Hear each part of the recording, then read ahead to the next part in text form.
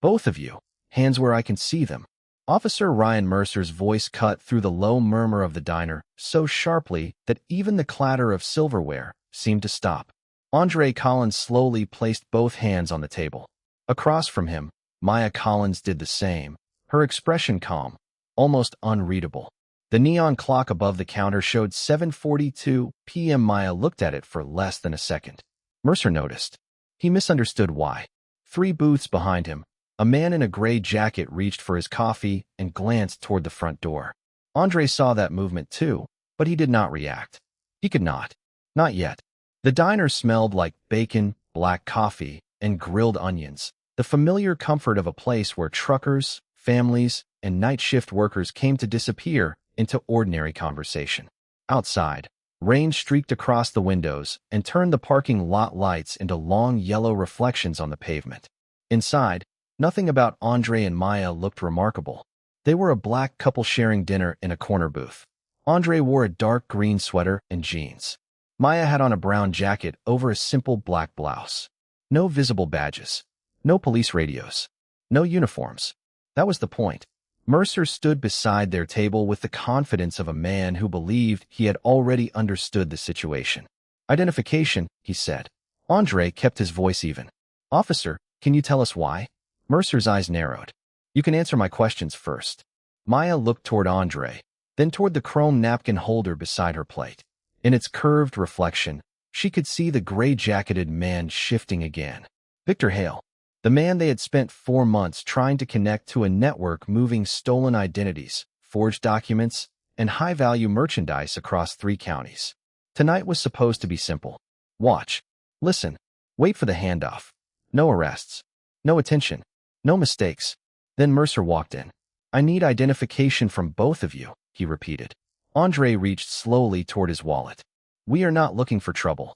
Mercer gave a short, humorless laugh. People who are not looking for trouble usually do not act nervous when police show up. Andre almost corrected him. Nervous was not the word. Focused was closer. Controlled was better. Every answer he gave had to protect 2 things at once. His rights and an investigation no one in that diner was supposed to know existed. Maya moved her hand toward her purse. Mercer immediately noticed. Keep your hands on the table. She stopped. My identification is in my purse. Then wait until I tell you to get it. Maya nodded once. Behind Mercer, Victor Hale placed cash beside his coffee cup. Andre saw it. Maya saw it. Neither moved. Mercer did not notice. He was too busy watching them. We had a complaint about suspicious behavior, he said. Andre looked at him. What behavior? Watching customers. Acting evasive. Maybe casing the place. Maya's eyes remained steady. We are eating dinner. Mercer looked toward the untouched food on their plates. Does not look like you are doing much eating. The accusation sounded small, almost ridiculous, but Andre understood the danger. Every extra minute Mercer spent at their booth gave Hale another reason to leave. Every question made the operation more fragile. Mercer believed he had found 2 suspicious customers. He had no idea he had just interrupted 2 undercover detectives who had spent months building a case against the man sitting less than 10 feet behind him. And as Victor Hale quietly reached for his coat, Maya glanced once more at the clock. 7:43 p.m. 1 minute had passed. The wrong officer was questioning the wrong couple, and the real suspect was beginning to move. 60 minutes earlier, Andre and Maya Collins had entered the diner through the side door beneath a flickering red neon sign that read open 24 hours. Rain had just started to fall, light enough to leave a silver sheen across the parking lot, but steady enough to keep most people inside. Andre held the door for Maya, and to anyone watching, they looked like an ordinary married couple stopping for dinner after a long day. That appearance had taken planning. Andre wore a dark green sweater, faded jeans, and a plain black watch.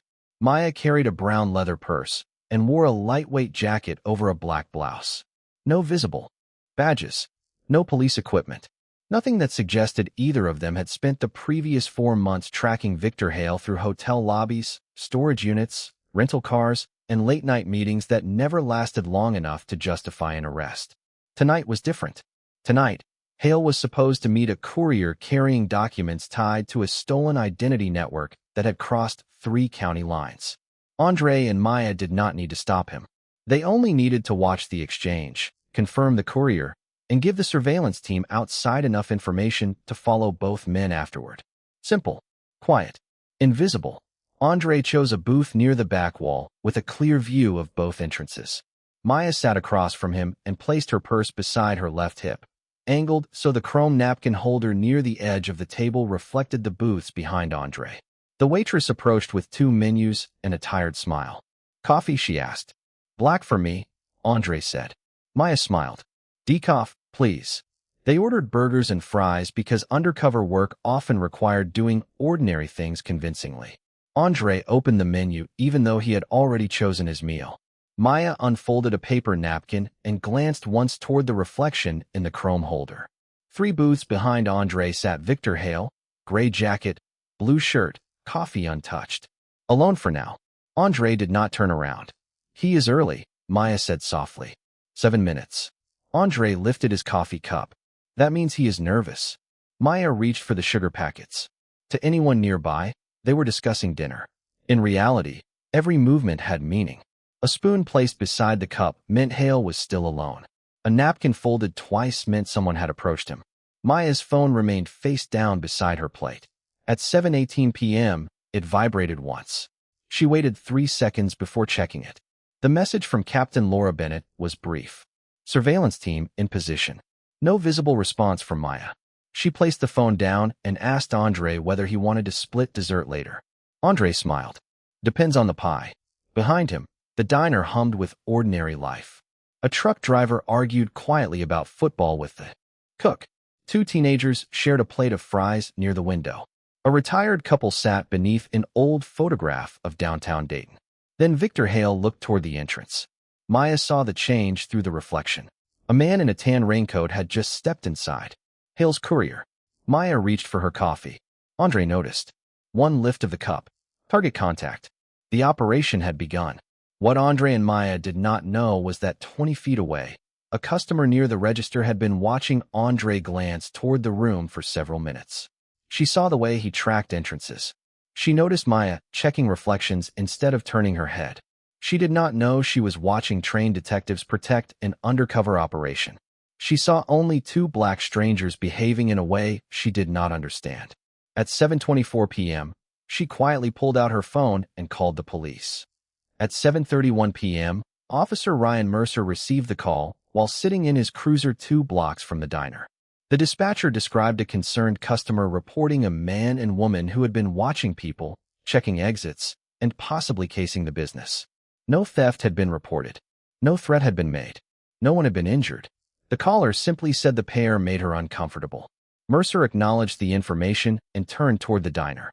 7 minutes later, he stepped through the front door, shaking rain from his jacket as the bell above the entrance gave a soft metallic ring. The waitress near the counter looked up.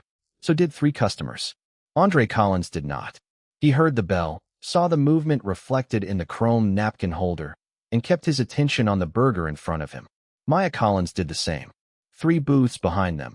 Victor Hale was still seated with the man in the tan raincoat. Their conversation had become quieter. The courier had placed a thin document envelope on the seat beside him. Maya saw it in the reflection. That envelope was the reason they were there. Mercer paused near the entrance and scanned the room. The customer who had called pointed subtly toward Andre and Maya. Mercer followed the gesture. His attention settled on them almost immediately. He did not speak to the manager first. He did not ask whether anyone had caused a disturbance. He did not check whether property had been reported missing.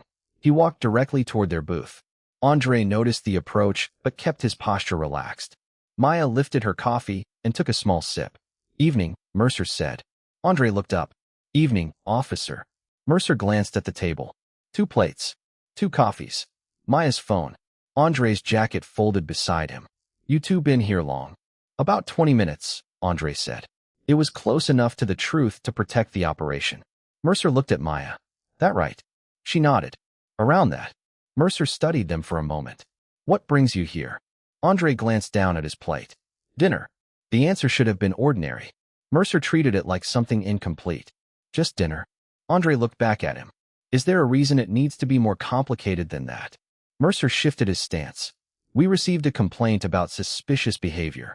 Maya's expression did not change. But inside the chrome reflection, she saw Victor Hale turn his head slightly toward Mercer's voice. Andre saw the same movement through the diner window. The operation had just become fragile. What behavior? Maya asked. Mercer looked at her. Watching customers. Watching doors. Acting like you were waiting for something. Andre leaned back slightly. People look around in restaurants. Mercer gave him a measured stare. Most people do not watch every person who walks in. Andre knew exactly why Mercer had said it. He also knew the safest answer was the one he could not give. Because watching every person who walked in was his job. Mercer looked toward Maya's purse. What is in the bag? Maya kept her hands visible. Personal belongings. Can I see inside? Why? Mercer paused. That single word seemed to bother him more than it should have. Because I am asking. Andre spoke before Maya could respond. Are we suspected of committing a specific crime? Mercer looked at him. I am trying to determine that. Then what exactly are you investigating?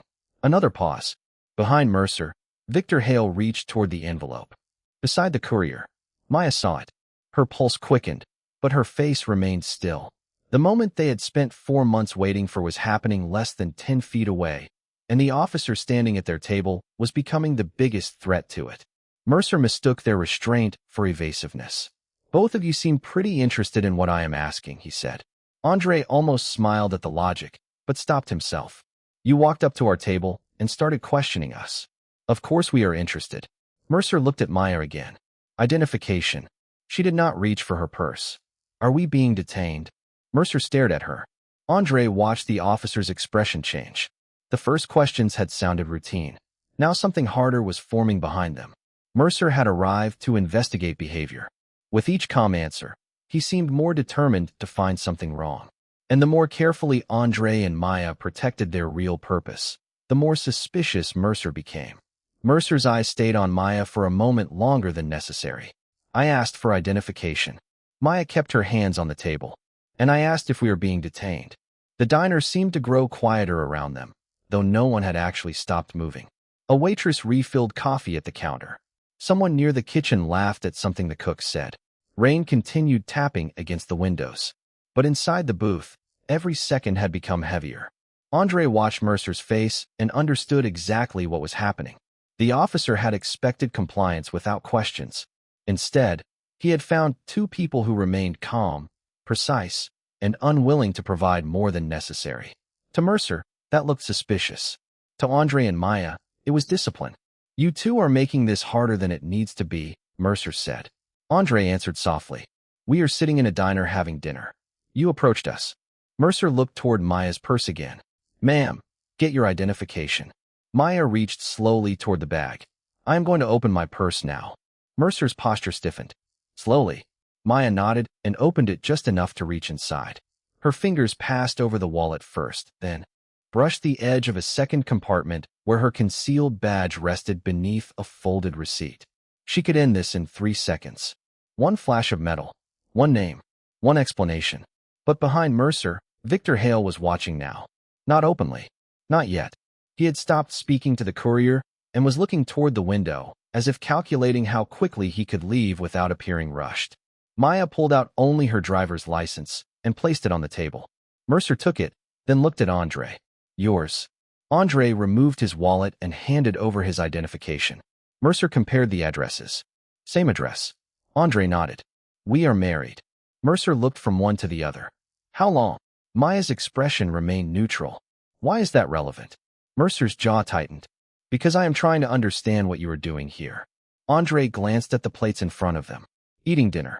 Mercer gave a short breath through his nose, then pointed toward the front of the diner. Both of you need to step outside with me. Maya's eyes moved briefly toward the chrome napkin holder. In its curved reflection, Hale was putting on his coat. The courier had already picked up the envelope. The handoff was complete. Maya reached toward her phone. Mercer noticed immediately. Leave the phone. She stopped. I need to send one message. No. Andre looked at Mercer. Officer, before you move us anywhere, you should call your supervisor. Mercer stared at him. Is that supposed to be a threat? No. It is advice. That answer made Mercer even more suspicious. You think knowing procedure makes you special? Andre did not respond. He was watching Hale now through the dark diner window, using the reflection so Mercer would not notice. Hale stepped away from the booth. 2 steps. 3. Toward the register. Maya understood they were seconds from losing visual contact. She looked at Andre. He gave the smallest nod. Maya picked up her phone. Mercer's voice sharpened. I told you to leave that alone. Maya did not argue. She typed 2 words and sent them before placing the phone back on the table. Check, please. To Mercer, it looked like a stubborn text message. To Captain Laura Bennett and the surveillance team waiting outside, it meant one thing. Target moving, operation compromised, maintain coverage. Mercer looked at the screen before it went dark. Who did you just message? Maya met his eyes. Someone who needed to know we may be leaving. Mercer interpreted the answer exactly the wrong way. So someone is waiting for you. Andre almost said yes. In a sense, several people were. Instead, he remained silent. Behind Mercer, Hale paid his bill and started toward the exit. The rain-dark glass door opened. The bell above it rang once. Maya watched Hale disappear into the parking lot. Her face did not change. Inside, every instinct told her to move. Follow him. Protect 4 months of work. Do not let him vanish. But Mercer was still standing there, convinced the danger was sitting in front of him. All right, he said. Both of you are coming with me until I sort this out. Andre looked at the clock. 7:41 p.m. 1 minute from the moment the story had started. Outside, Victor Hale was already moving through the rain. Inside, Mercer was about to discover that every answer he had treated as suspicious had been protecting an investigation he did not even know existed. Mercer kept Andre and Maya seated while he stood beside the booth, one hand resting near his radio, as though the situation had finally become serious enough to justify the certainty he had carried from the moment he walked in. Who did you message? He asked again. Maya looked at him. Someone who needed to know our plans changed. Mercer glanced toward Andre. And you expect me to believe that? Andre kept his voice low. You do not have to believe anything yet. You can verify it. Outside the rain-streaked windows, a dark sedan pulled away from the far side of the parking lot. Maya caught the movement in the reflection. Surveillance team. Good. Hale had not disappeared. At least not yet. Mercer saw her eyes shift toward the window. What are you looking at? The parking lot. Why? Maya almost smiled at how impossible the conversation had become. Every normal answer seemed to create another accusation. Because there is a window. Mercer looked toward the glass. Then back at her. You two have been watching people since before I got here. Andre leaned slightly forward. Officer, if you think we committed a crime, say what crime.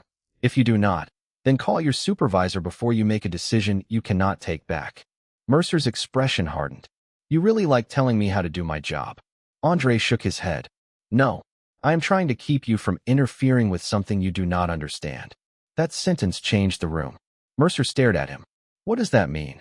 Andre did not answer. He could not. Maya's phone vibrated once against the table. Mercer looked down at it. The screen showed a message from a contact saved only as LB target covered. Maya felt a small wave of relief. Hale was still under surveillance. Mercer reached toward the phone, but stopped before touching it. Who is LB? Maya kept her tone neutral. A colleague. What kind of colleague? One you should let my husband contact before this goes any further. Mercer gave a short laugh. Now you both have colleagues waiting outside. Andre looked toward the counter. Eddie Lawson, the diner manager, had finally stepped away from the register and was watching the exchange with growing concern. Andre caught his eye and gave a small nod. Eddie approached carefully. Officer, is there a problem? Mercer turned. Did these two cause trouble in here? Eddie looked surprised. No. They ordered food. Paid for coffee. Kept to themselves. Were they watching customers? Eddie glanced at Andre and Maya, then around the room. People look around. It is a diner. Mercer's jaw tightened. The original complaint was becoming thinner by the minute. But instead of easing off, he seemed to search for a new reason to hold the moment together. I have reason to believe they may be connected to suspicious activity. Andre looked at him. Based on what? Mercer ignored the question and keyed his radio. Dispatch, start me a second unit at this location. Maya glanced at Andre. That was bad. More uniforms meant more attention. More attention meant more risk to every undercover officer outside. Andre spoke carefully. Officer Mercer, before another marked unit. Arrives, call your watch commander. Mercer turned back toward him. How do you know my name? Andre looked at the nameplate on his chest. It is right there. A few customers shifted uncomfortably in their seats. Mercer glanced around and lowered his voice. Both of you are coming outside. Andre stayed seated. Are we under arrest? Not yet. Then are we detained? Mercer hesitated. That pause mattered. Andre heard it. Maya heard it. Eddie heard it. I am conducting an investigation, Mercer said. Andre nodded slowly. Then investigate. Ask the manager. Check the complaint. Review the cameras. But do not move us until you know what you are interrupting. Mercer stared at him, trying to decide whether the sentence was arrogance or warning. Outside, another unmarked sedan turned into the lot and parked beneath the far light pole. Maya recognized it immediately. Captain Laura Bennett had arrived. Mercer did not. He was still focused on the two people sitting in front of him, still convinced the danger was inside the booth. Maya looked at the clock. 7:42 p.m., the exact minute from the opening moment. Mercer squared his shoulders. Both of you, hands where I can see them.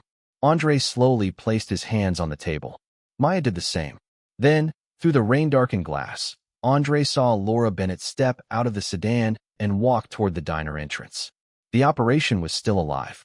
The real suspect was still covered, and Mercer had no idea the answer he had been demanding was less than 30 seconds from walking through the door. The bell above the diner door rang once. Officer Ryan Mercer turned toward the entrance just as Captain Laura Bennett stepped inside, rain darkening the shoulders of her coat. She paused near the register, looked across the room, and immediately found Andre and Maya Collins sitting with their hands visible on the table. Her eyes moved next to Mercer. Nothing in her expression changed, but Andre knew that look. Laura had spent 20 years in law enforcement. She did not waste reactions before she had facts.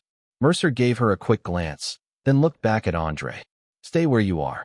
Andre almost answered, but Laura was already walking toward them. Eddie Lawson, the diner manager, stepped aside to let her pass. Officer Mercer? Laura asked. Mercer turned. Yes, ma'am. What do you have? Mercer seemed relieved to finally have another authority figure in the room. Possible suspicious activity. These two have been watching customers, checking exits, and refusing to cooperate fully. I am trying to move them outside while I sort out what is going on. Laura looked at Andre. Then Maya. Neither spoke. That silence told her more than Mercer realized. Have you established a crime? She asked. Mercer hesitated. Not yet. Has the manager reported a disturbance? No. Any theft? No. Any threat? Mercer shook his head. No. But their behavior is unusual. Laura let the answer sit. Behind her, the waitress stopped pouring coffee. A man at the counter lowered his newspaper. Mercer shifted his stance. I have another unit coming. Laura looked toward the window. Cancel it. Mercer frowned. Excuse me. Cancel the marked unit. Why? Laura's tone remained level. Because you do not want another cruiser pulling into this parking lot. Mercer stared at her. And how would you know that? Andre watched the question land. Laura did not answer immediately. Instead, she looked at the clock. 7:43 p.m. Then she looked toward Maya's phone. Status. Maya answered with one word. Covered. Mercer turned sharply toward her. What does that mean? Laura faced him again. It means you need to stop talking for 30 seconds and listen. Mercer blinked. The sentence was not loud, but the authority behind it was unmistakable. Laura stepped closer to the booth. Andre. Target exited through the front door at 7:41. Surveillance maintained visual. Maya. Courier departed separately. Secondary team has coverage. Mercer looked from Laura to Andre, then to Maya. His certainty began to crack. Target, he asked. No one answered him yet. Laura took out her phone and made a brief call. Confirm both vehicles are moving. She listened. Good. Stay dark. No contact unless authorized. She ended the call. Mercer stared at her. Who are you? Laura reached into her coat and showed her credentials, keeping the movement controlled and brief. Captain Laura Bennett. Organized Crime Unit. The diner seemed to shrink around the words. Mercer looked back at Andre and Maya. His face changed, but not completely. Confusion came first, then doubt, then the realization that there was still one explanation he had not heard. You two are with her, he asked. Andre met his eyes. You should have called your supervisor when I suggested it. Mercer looked toward Maya. Why did you not identify yourselves? Maya answered calmly. Because the man sitting 3 booths behind you was the reason we were here. Mercer glanced at the now empty booth. The untouched coffee. The receipt. The chair pushed slightly away from the table. For the first time, He seemed to understand that every second he had spent questioning Andre and Maya had been happening beside an investigation he could not see. Laura looked at him. Officer Mercer, do you know who you were preparing to remove from this diner? Mercer said nothing. Laura pointed first toward Andre. Detective Andre Collins. Then toward Maya. Detective Maya Collins. She paused. For months, undercover. Andre reached slowly inside his jacket and removed his concealed credentials. Maya did the same from the hidden compartment inside her purse. 2 badges appeared on the table between the coffee cups and half-finished plates. Mercer stared at them. The man who had spent the last several minutes asking for proof finally had it. But the proof did not make the room feel simpler. It made every assumption that came before it much harder to explain. For several seconds, Officer Ryan Mercer said nothing. The 2 badges resting on the table seemed to change the weight of every word that had come before them. Andre Collins watched him carefully. Maya Collins remained still, one hand beside her coffee cup, the other near her credentials. Captain Laura Bennett did not rush to fill the silence. She knew some realizations became more powerful when no one softened them. Mercer finally looked toward the empty booth where Victor Hale had been sitting. You were watching him? Andre answered. For 4 months. Mercer glanced toward the rain-streaked windows. And he just walked out because of me? Laura stepped in before Andre could respond.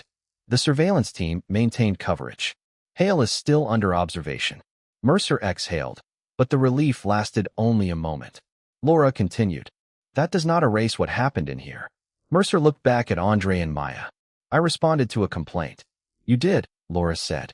What did the complaint say? Mercer hesitated. That 2 people were acting suspiciously. Watching customers. Checking exits. Did anyone report a crime? No. Did the manager ask for them to be removed? No. Eddie Lawson stood a few feet away, listening. Mercer glanced at him. Eddie shook his head. They did not cause any trouble. Laura nodded once. Did you verify that before deciding to move them outside? Mercer said nothing. Andre could see the officer searching for an answer that sounded stronger than the facts. They were evasive, Mercer said finally. Maya looked at him. We asked why you were questioning us. Mercer turned toward her. You would not explain what you were doing. Because explaining it would have compromised an undercover operation. I did not know that. Andre leaned forward slightly. His voice stayed calm. That is true. You did not know. But not knowing who we were was never the problem. Mercer looked at him. Andre continued. The problem is what you decided about us before you knew anything. The diner had grown quiet now. Even customers trying not to listen were listening.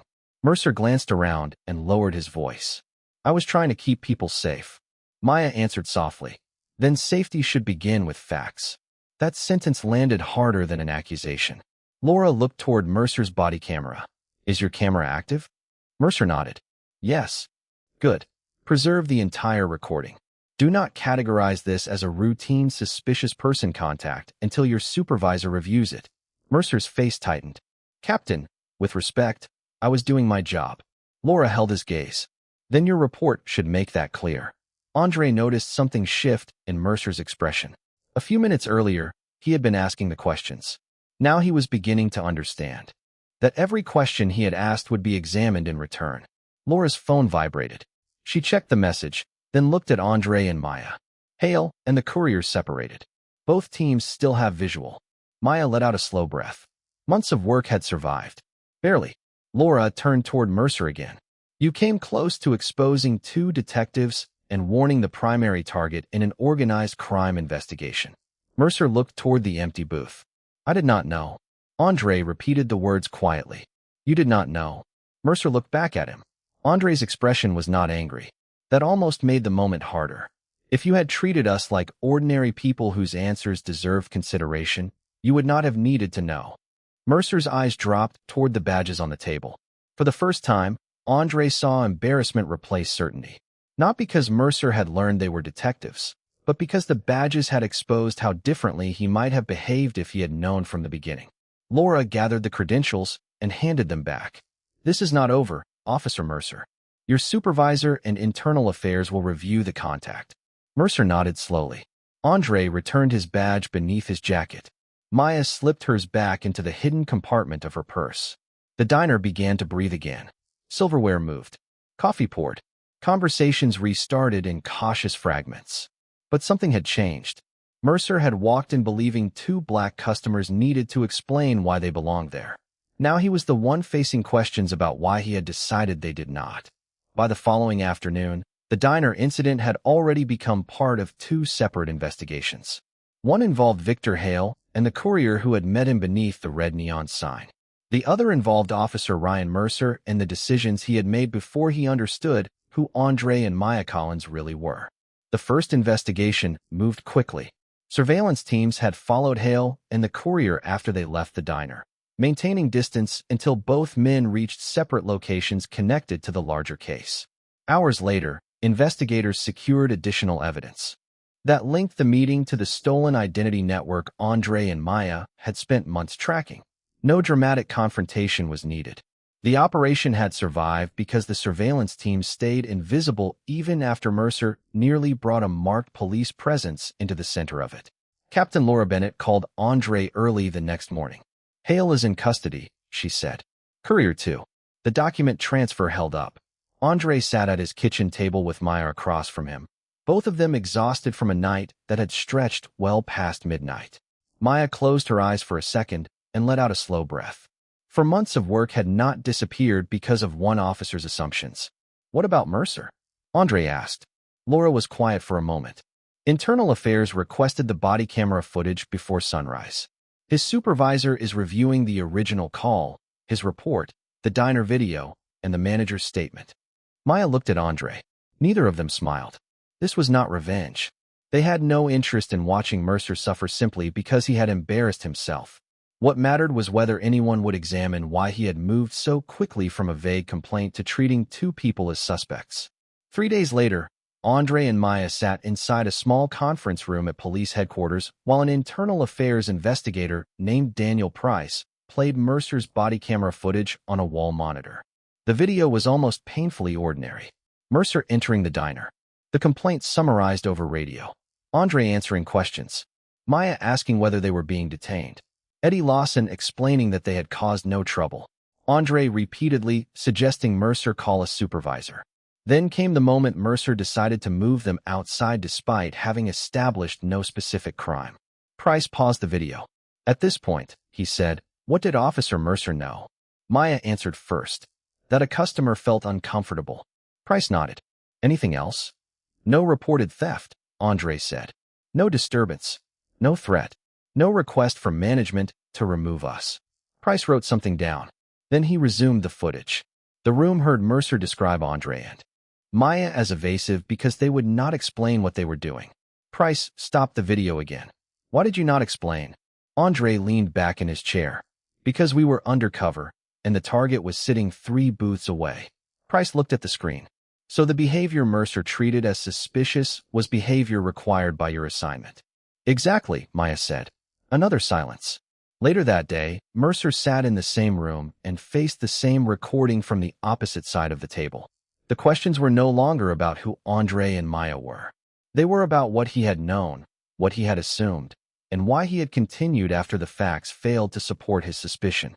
The department placed him on administrative assignment pending review and ordered additional evaluation of the contact. When Andre heard the news, he felt no satisfaction. The badge reveal had embarrassed Mercer in the diner, but embarrassment was never the point. The real consequence was simpler and harder. Every decision Mercer had demanded they explain was now being examined one by one. And for the first time, he could not rely on uncertainty about who they were, because the footage showed exactly how he had treated them before he knew. 6 weeks later, Andre and Maya Collins returned to the diner on a quiet Sunday evening when the rain had finally given way to clear skies and the red neon sign reflected across dry pavement instead of wet asphalt. They took the same booth near the back wall. Andre ordered black coffee. Maya ordered decaf. Eddie Lawson recognized them immediately and walked over with a tired smile. "No police tonight, I hope." Andre smiled. "That is the plan." The investigation into Victor Hale had moved forward steadily. Evidence recovered after the diner meeting helped prosecutors build a broader case, and the months Andre and Maya had spent undercover were finally beginning to produce results they could talk about only in carefully limited terms. The review involving Ryan Mercer had taken a different path. Internal Affairs concluded that Mercer had relied too heavily on an unverified complaint, failed to establish a clear basis for escalating the encounter, and continued treating Andre and Maya as suspects after information from the manager weakened that assumption. He was removed from street duty for a period of retraining and placed under supervisory review before returning to regular assignments. The department also updated guidance on suspicious person calls, emphasizing that discomfort alone did not establish criminal behavior and that officers were expected to verify facts before escalating a contact. Andre read the findings once, then put them away. He did not need Mercer destroyed. He needed the lesson preserved. 2 weeks later, Mercer asked through Captain Laura Bennett if Andre would agree to speak with him. Andre hesitated, then said yes. They met in a small conference room at headquarters. Mercer looked different without the certainty he had carried inside the diner. He sat across from Andre with both hands resting on the table. "I wanted to say I am sorry," he began. Andre waited. Mercer continued, "If I had known you and your wife were detectives, I would have handled it differently." Andre looked at him for a long moment. "That is exactly the problem." Mercer frowned slightly. Andre leaned forward. "You keep thinking the mistake was that you did not recognize our badges. It was not. The mistake was believing we deserved less patience before you saw them." Mercer looked down. Andre continued, his voice calm. "We were undercover detectives that night. But suppose we were not.